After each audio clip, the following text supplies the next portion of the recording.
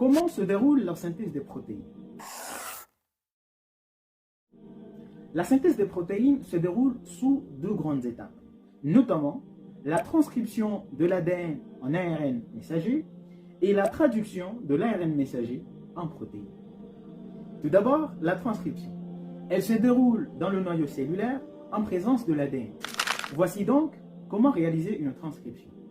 Il faut tout d'abord respecter la règle de complémentarité de base. Je l'ai bien détaillé dans l'épisode 3 que la règle de complémentarité de base signifie que l'adénine d'une chaîne se lie toujours avec la thymine de l'autre chaîne.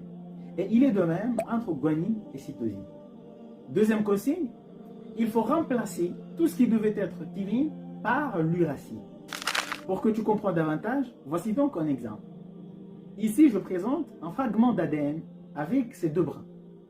Pour faire la transcription, il faut d'abord choisir le brin transcrit, orienté 3', 5'.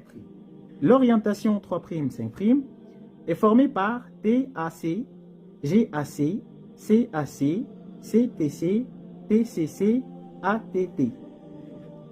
Cela correspond par règle de complémentarité de base, tout en remplaçant ce qui devait être thymine par uracile, à AUG, CUG, GUG, GAG, AGG, UAA.